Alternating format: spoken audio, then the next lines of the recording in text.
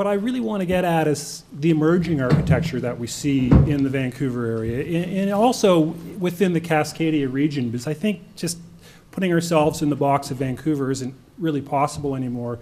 As we think about what the West Coast style is now, we think, I think, more in global terms. And to coin 3 or 4 different architects who have said this, and I'm not sure who came up with it originally, what we're trying to do, I think, now is respecting the past, embracing the present, and anticipating the future. So we're learning from the past. We're really celebrating what we can do today. It's a wonderful time to be an architect because there's all these new technologies that are making the architecture change dramatically from that international style that became the West Coast style. And then Shelley will talk a little bit about what the future has in told for us, which probably is more about urbanism and less about this romantic idea of houses in the woods. So we are here in the world. Let me get my pointer. So, you know, we're right here on the West Coast. If you look at this map, the center of the world is probably Dubai, and if you ask anybody who lives in Dubai, they would probably admit that's the center of the world. But we tend to think that we're actually here in the world, right in the center of the universe. And one of the reasons we think that is I think the architecture we're doing now is it's inspired by places all through the globe, but mostly from places that have environments or social idioms that are very similar to the way we live today. And if you look at where the architects have come from in Vancouver, most of us have come from the outside. I, for one, grew up in Toronto, studied in Oregon. I lived in the States for a while in Florida. And so I kind of see it from the outside as well as from living in it. And living on Bowen Island, I'm immersed with nature, so it's very inspiring for my practice. But what I'm going to talk about is some of the inspirations, and I'm also going to draw a little bit about the past, because remember, respecting the past is so important to us. So I wanted to start with a little bit of my experience as an architecture student and who really inspired me. Being in the University of Oregon, Arthur Erickson was sort of way up in Vancouver. He was doing his large monolithic concrete buildings, but we weren't really thinking about the Erickson School. That was, I think, a previous generation. So I graduated in 1999. In many of the more older architects now in Vancouver come from that Erickson School. And there's this new generation that never really had the chance to work with Erickson, and they look to a lot of different sources. But one of the people that I was really interested in, and a lot of my other students were interested in, were the Patcows, because they were actually doing this West Coast modernism in a very different style. So, you know, we would study their work. Their buildings were readily accessible in Vancouver and also widely published. And when you look at the influences of young architects, typically it's the influences come from what gets published. And I think this has always been the case through time. Even in the 20s, there were great journals that the academics would have access to, so they would be able to see buildings from across the Atlantic in places like Sweden and in Scotland. So when you look at the Patcows' work, and you think about what inspired them, and you study the Patcows, they will readily admit that Alvar Aalto, the Scandinavian architect from Finland, was one of their favorite architects. And if you look at some of their earlier work, you can see in this house, the Pirch House, you can see this incredible skylight. My apologies, the images are a little small. But if you look at the diagram here, you would think that's the drawing for this skylight in the Helsinki bookstore. Actually, it's the skylight in this private residence. So obviously, they were very inspired by some of these modernists that were coming from Scandinavia. And then another reason Alvar Aalto is so important is in 1970, the first and only Alvar Aalto building was constructed and opened in Oregon, so in Mount Abbey, Oregon, which is very close to the University of Oregon.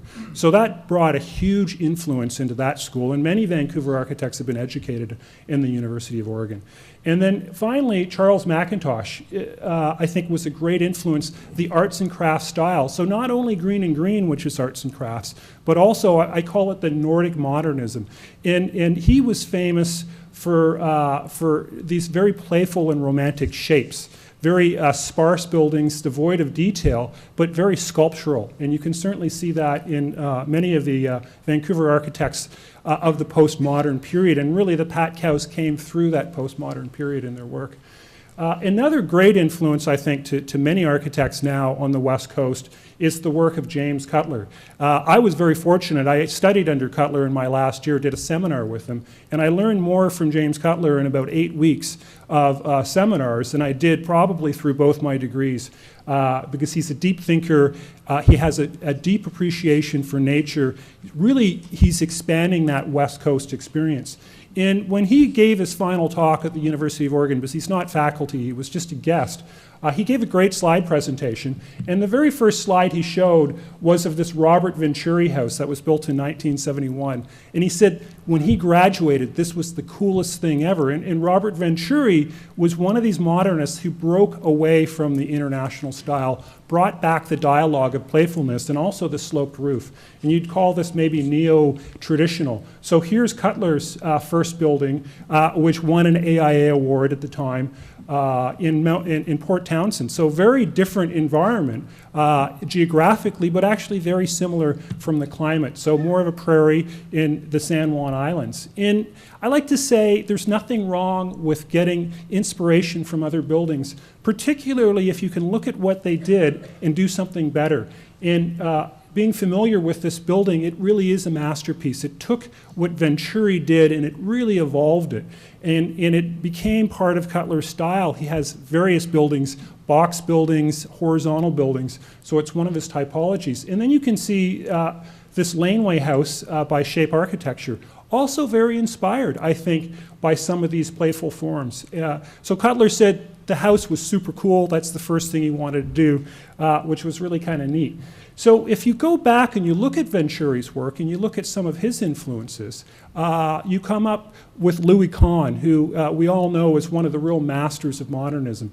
But what's really interesting is you really ask who was influencing who. Here's the Vanna Venturi house, which was done for Robert's mother, one of his first commissions. And here's Louis Kahn after he's been practicing for about 10 years. And you can see they're trading off ideas. Why is that? Well, Robert Venturi was a TA for Louis Kahn, and he actually worked in his office. And so they had a relationship. James Cutler also studied under Louis Kahn. He was in his very last studio, and Louis passed away, unfortunately, halfway through a studio in March of 1974. So if you look at some of these ideas, how they've come from the East Coast and come out to the West Coast, it's actually very interesting.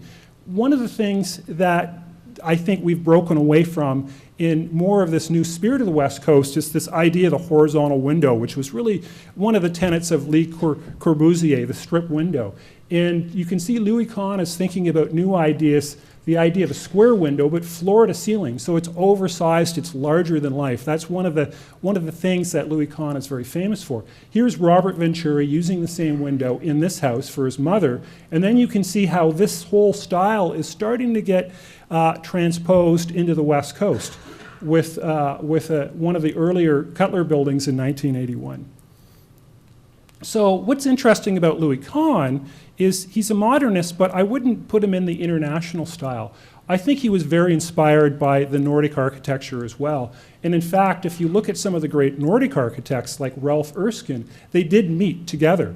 And Erskine here in 1950 to 53 was doing a building that's very Kahn-like in terms of the use of brick. It's very monumental, these incredible forms.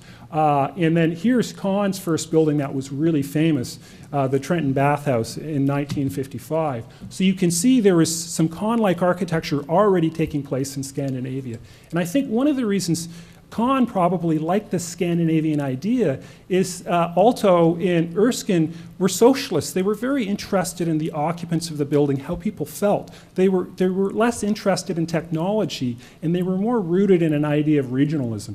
So here's a very iconic building, one of the earlier buildings by Ralph Erskine in Sweden, the Scout Hut. And it's actually very reminiscent of that Venturi house with the little wing that went up in the roof shape.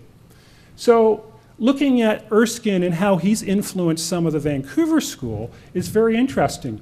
If you look at the Patcow Seabird Island School, which was a building that was all about the roofscape, and you think about Erskine's work, which is all about this romantic idea of shape, you can see some of the research they may have done, and I'm just speculating here, very interesting floor plans that are very similar. Here's an office building in 1956 by Erskine with these angular shapes in the floor plan. So Erskine was all about form follows function and not being afraid to have things in a linear pattern. He was a town planner by trade, so he was very inspired by the picturesque villages throughout England and obviously Italian hill towns and things like that. So he brought in this idea of organic architecture, which the Patkaus had picked up on. And then if you look at the Fraschetti Student Center in Stockholm, and Erskine's idea of climatic response of these huge overhangs, big timber works, post and beam, and you look at the Patkaus Seabird Island building, actually in its physical form, there's a lot of similarities in the way they're using wood. And they're no longer using this horizontality. They're thinking about the roofscape and they're thinking about sculpture. And just a side note on this building, Mario del Marceau, formerly of Marceau Evans Architects and now with Larry McFarlane Architects, was the project architect from the client side in that building, and she should get some credit, I think, as well, for bringing this idea of architecture into school design back into the forefront. So why are these Vancouver architects and younger people like myself and Shelley interested in these sources from around the world? Well, these architects were dealing with the same kind of issues we're dealing with now, climate. One of the things about Mies van der Rohe is he wasn't very interested in climate. If you look at some of his houses, it would be glass on all four sides, very expensive to heat, lots of solar glare, so they weren't really interested in environmental control systems. But these new breed of architects, we've researched, I think, some of the great masters that are more interested in regional design. Here's Ralph Erskine doing a study for a variable window shutter in the Arctic, and he's clearly thinking about what the sun and the clouds and the hydrology and the rain cycles and all those things are doing. And then here's Glenn Murcutt in Australia, also thinking about those same things. So the vocabulary that we're doing in architecture now comes from all different sources. Vancouver really, this new emerging style, I would call a melting pot of architecture. Here's a really interesting house, the Oakins House by Glenn Murcutt in 77 and 78. And then you look at the Patkaus' own house in West Vancouver, and it's a trait of all these architects. You start with your own house, although the Patkaus came from Edmonton, so they'd already been fairly well established when they built that. But you see this theme of this truss. And one of the very first houses I did while I was still an intern, actually, on my own, was this alder cabin. And I didn't study these two houses. It was just something, when you see enough periodicals, often these things stick in your brain, and these ideas of shapes and form become your vocabulary. So here we have Australia, West Vancouver, and then this is actually up in the interior in Sun Peaks. So climatic response is something that I think the emerging style is very, very interested in. And this is a comparison of Glenn Murcutt's Simpson Lee house, which was that sketch section that you saw. That shape of that house is really all about how the sun does not enter through the glass and overheat the house. And the roof shape is also, in the Louvres, is all about how this house would ventilate naturally. So this emerging style, we're very interested in passive control systems. Here you have Peter Bolin, and Bolin's a very interesting architect because James Cutler actually worked with Peter Bolin. When he was 22, he knocked on Peter's door. He was in grad school at Penn State, and Peter had a very small office, not very well known, not much published, no awards yet. And the first thing Peter Bolin asked James Cutler was, do you like Alvar Aalto? So you can see where his heart was as well. But if you ask Peter Bolin, his favorite architect is actually Louis Kahn. So you can see how that influence has come through. And if you ask or speak to James Cutler, his greatest mentor was also Louis Kahn.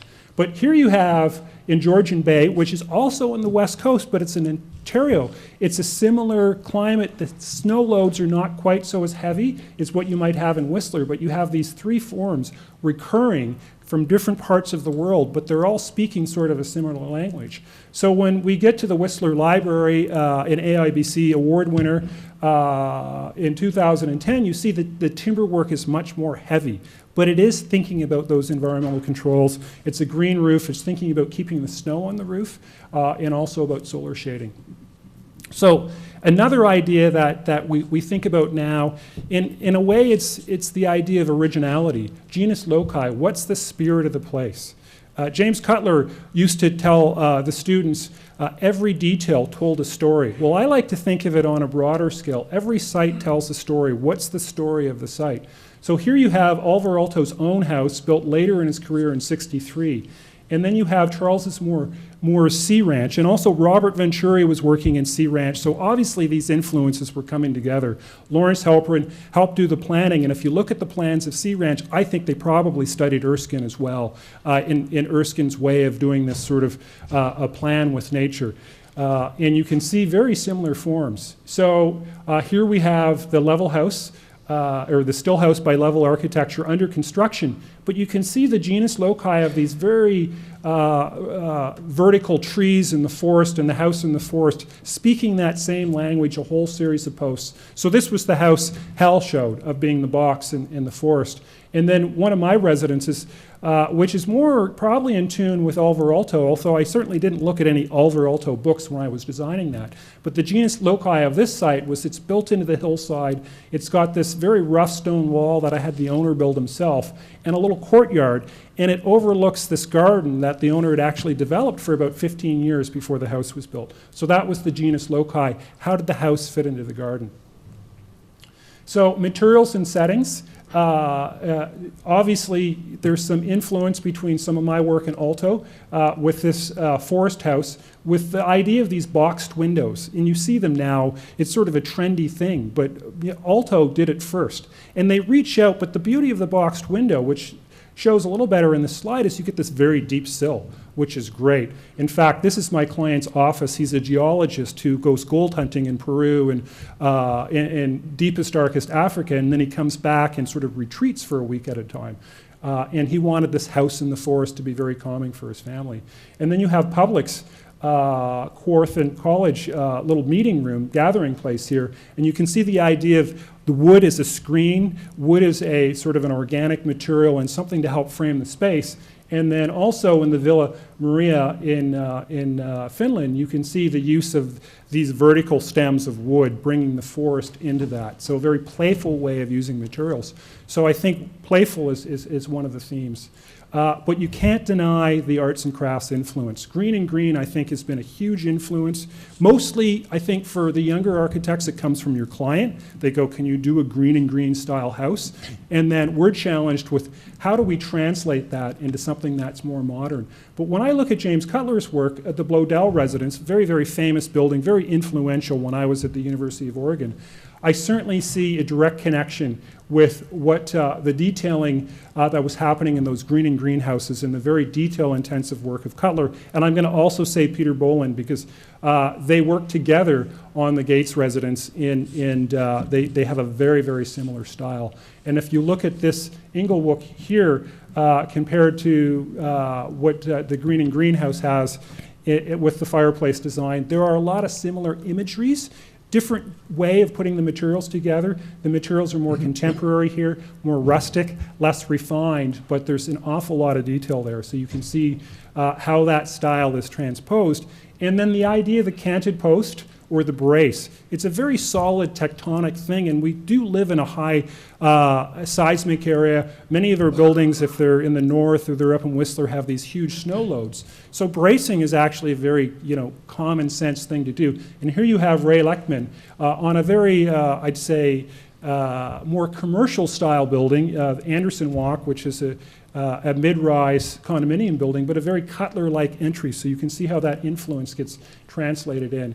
So another thing that we're inspired by is this idea of being scholarly. Here you have the Pat Cow's Appleton House, very early house, but it's got this idea of the central skylight that floats in an expression of structure. And one of the most famous rooms, I think most architects know of when they're at school at least, and can remember these things, is the Glasgow School of Art. And here you have this wonderful space at the top of the building with this skylight. And these wonderful trusses, bow trusses, and you can see that idea of the bow truss even translated a little bit into the Venturi house with the arched window. And Eric Owen Moss is, I think, very inspired by some of those ideas. And this is the Southern California connection. So being scholarly is important. So another thing is this idea of regional friendships. When you actually look at the real stars in architecture, they tend to know each other, they tend to wine and dine with each other, they go to conferences, they speak together, and there's certainly an influence. And if you look at the Patkow's work, and you look at this Newton Library, and you look at some of the things Eric Owen Moss was doing, you see a lot of similar ideas, this idea of deconstructivism, being playful with shapes, but also really being expressive of the structure. And it's no mystery because Patricia Patkow taught in Southern California from 1988 to 1990, and she brought back this sort of Hollywood-esque idea of really cool stuff coming from Southern California and brought that to Vancouver and did it in a West Coast style. And then, as I mentioned, the connection between Peter Bolin and James Cutler, they worked together. They collaborated on the Gates residence. This was a monstrous project. It's about 50,000 square feet. In fact, Peter Bolin had a stroke when they did the guest house, and they decided to let Bill decided on his own just to live in the guest house for a year as Peter recovered. And then they went on and they collaborated again on the main residence, which is a huge project for both those firms. So moving through this idea of being sculptural now, it's no longer just about the Arthur Erickson horizontality, which certainly came from that international style. I think we're being much more playful with shapes. Parts of that are coming from this influence from Southern California. Certainly Frank Gehry, has brought that into the mainstream, but Eric Owen Moss also. And you ask who's influencing who, Eric Owen Moss or the Patkows? Well, I was surprised because I always thought this building was first, but the Patkows did the Barnes House, which is very similar in shape and form.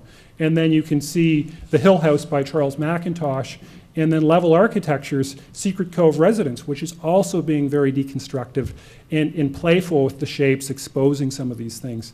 And then if you look at these little squares in this gate, that's something you can pick out of Green and Green. If you look at that Green and Green image, where the connections went into the post and beam, Green and Green would often put a square inlay covering that, whatever the mechanical connection was. So whimsical, I think whimsy is alive and well in architecture. It's certainly wonderful to be whimsical. And Maybeck is part of the Bay Area culture. He was an architect who really did most of his buildings around 1890 to 1900, although he continued working well into his old age. And he was a very interesting character around the Bay Area, but he was very playful with materials. He was always on the construction site working and learning from the contractors, teaching them.